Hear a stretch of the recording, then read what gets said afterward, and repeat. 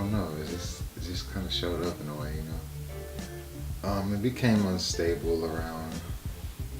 I got here in May 2013. I was already actually homeless. So I think it was just not being able to pay the bills. It's like at the time I was living with my mom, and she was just having a hard time doing it by herself, and I couldn't work at the moment. I was going through legal issues with my mom and her partner. Having the cops and like being called to the house every day. I was with a young lady, and we were staying at her aunt's place at the time, and unfortunately we split due to unrelated instances and stuff like that. So that basically got me out of the house and whatnot, and basically said F it and came down here.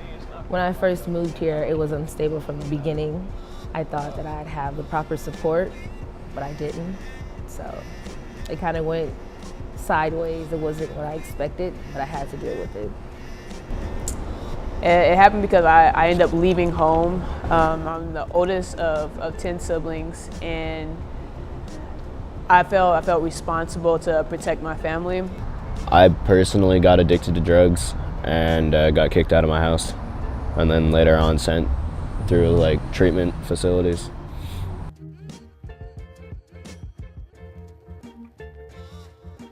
I had applied for a position that was close to, I think it's Telecom. And basically I'd work there, and I just try to go back on the base, but I couldn't get back on the base, so I'd just stay at friends' houses. Like I couch surfed, and then I just figured out that I wasn't gonna go back because it was unhealthy. As of right now, I usually stay in the Orion Youth Shelter in Seattle, Washington. Normal day for me is, walking back and forth between meals. It's not too much, but at least it's better than just sitting around an area all day. For the most part, I've always had a place to stay, so it's not been too concerning. If I wasn't able to get into a shelter, I've always had a friend's place to stay at. So I haven't really lived on the streets per se, like some of my other peers. Wet. It was around the time of like our worst thunderstorms that year, and all I could remember was just how wet I was getting. But it was just weird because I was going to school, so I would sleep out there, and then I would get on the bus, the earliest bus, to just like kill hours. And so yeah, it was very humbling though. It was my first time being homeless in my own. So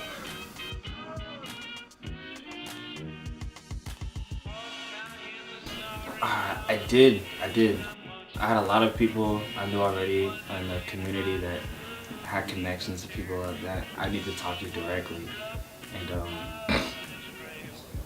yeah, it was really safe for me. Really safe. It didn't feel harm. I'm from DC personally also, so like I know when you gotta maybe check your back maybe once in a while. So I felt more than safe though. I don't think I would have felt safe, honestly. I just thought that there were a lot of people who kind of gave up already in life, and they were going to live for the moment, for the thrill. And whatever opportunity they see as far as like somebody's wallet or their bag being like, I just felt like I just probably would have ended up worse living there. So yeah, I didn't like that idea at all. It depends on the place. I mean, when I'm outside, if I'm sleeping around where most of the people around the area sleep, and it's fine. Occasionally you have drunk people or drug users coming through that make it an unsafe environment, but most of the time it's relatively safe around. No, because one of the person's house I was staying at was a very promiscuous person, so I always had trafficking and people coming in and out of the house. It was unsafe, but it worked.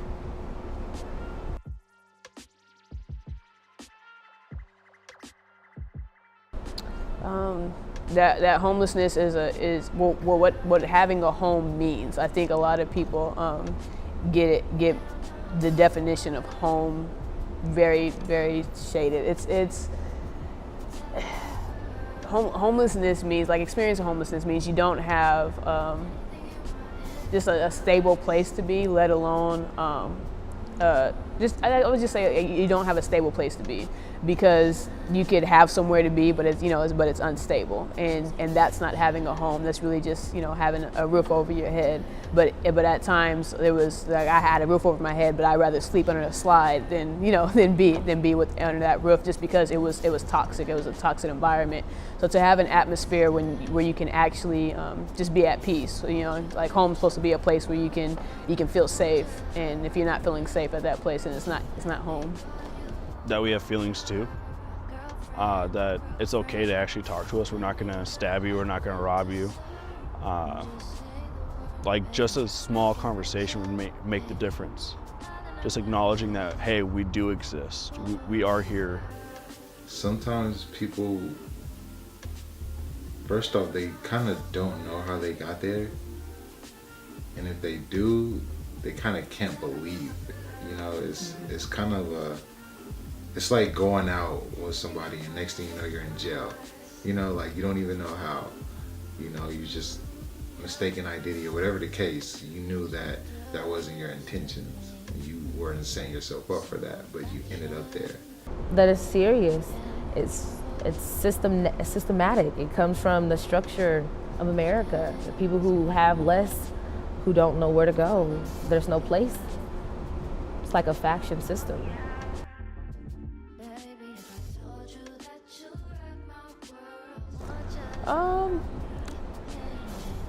I was always uncomfortable asking for help.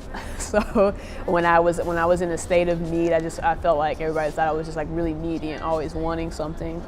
I just didn't have my basic needs met for myself. So I tried to hide. I hid most of the time. I didn't really go in public. I took the back streets or found someone's house to stay at and tried to get myself cleaned up and tried to look the par, tried to fit in. I made sure that my clothes looked nice, at least decent.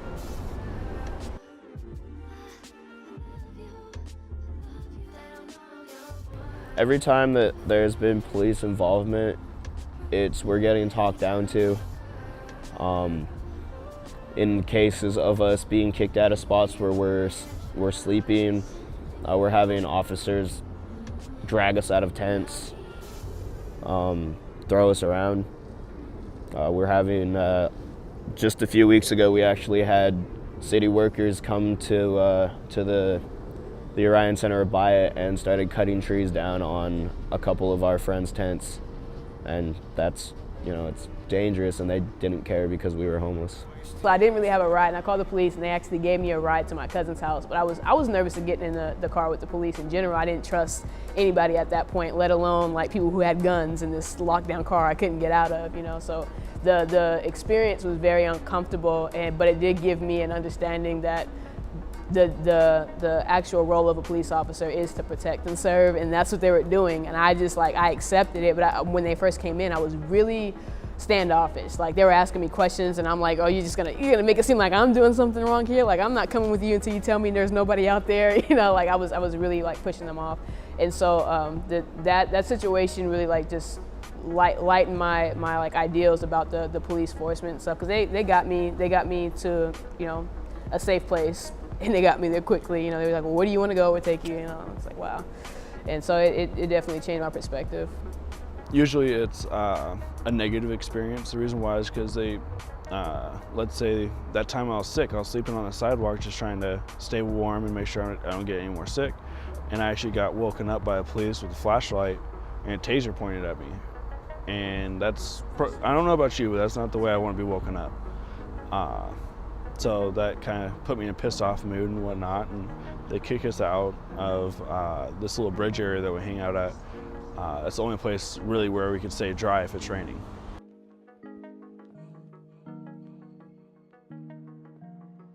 I would work. I had a job at the time, but it wasn't enough to get my own place. So I just save up and I would stock up on everything I needed for the time being and just carry it around with me. Some family, a lot of friends that I met in the community. I went without eating often. I got used to just having one meal or snacks throughout the day. I would go to like community programs or like tutoring programs, and they usually give out like the crackers and juice and things like that. So I'd make those needs happen. Then, yeah. Well, before being homeless, it was, I had money. I had my parents paying for it. Now it's, if the shelters have it, I stock up on it as quickly as I can, just, for the days where they might not have something that I need. Well, I was going to Youth Build at the time, and the Reach Center just had it all. Just whatever I needed, they would help me with. So, first thing I had to get out when I moved out here was my birth certificate, my social. They got me the Obama phones and food stamps, and finally transportation. And so, yeah, I guess that's how I got it through them. Basic needs, I did them myself, but through help, through the Reach Center, through shared housing, through also like friends that maybe the coworkers there have, just like programs I could go to. I ended up being able to put food on the table for myself every month. I ended up I have referrals to endless job openings if I need to like get work right away, and I have awesome people that I can always call out for help if I don't understand how to work something through the system, or maybe just for like personal matters even.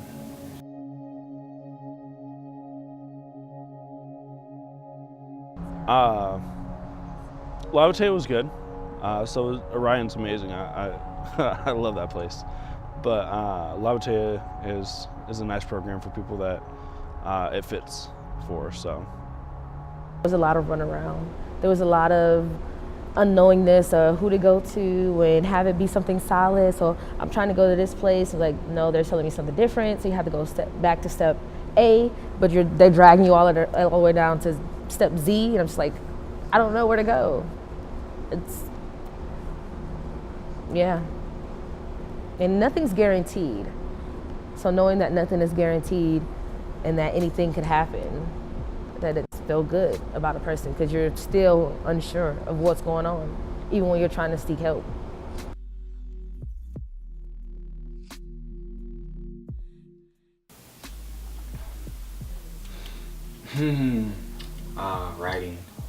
Writing my thoughts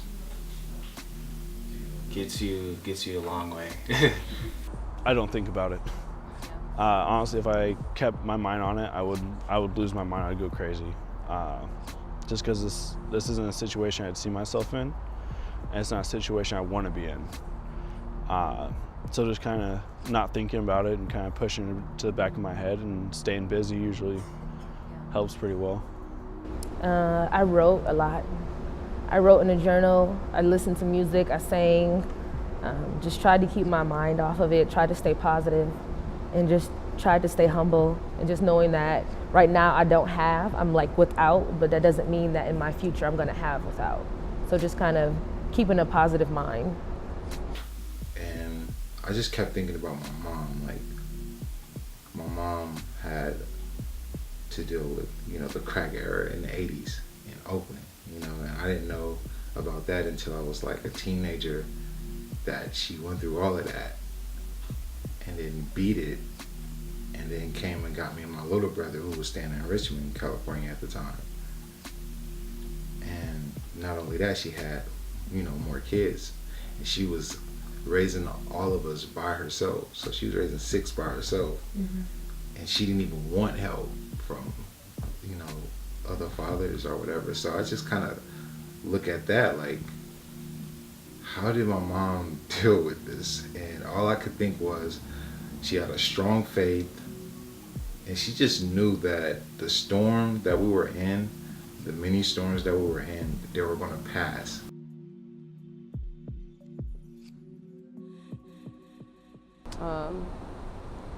Being able to like recognize when to get help, you know, and to take advantage of support ahead of time, and also just I was able to grow in the community because I reached out to the community and there was actually support coming back to me, and that like strengthened my relationships. A lot more willpower, knowing that the situations that I've survived and continuing on without having them be a negative effect, I think is one of the best things I've learned. I don't know, I guess just as a person, it makes you realize that even being homeless, seeing other people, it makes you realize that, you know, maybe I don't have it too bad. It taught me that I'm very resilient, that I'm strong, and that no matter what I'm faced with, I can still overcome any obstacle. Because if you can overcome that, you can overcome just about anything, because you're literally just with yourself. You have nothing else but the clothes on your back. It really showed me how much education helped out for a lot of people. Probably, I say I spent a lot of time learning how to be on my feet because my focus was somewhere else rather than my instinct, and that was eye-opening for me.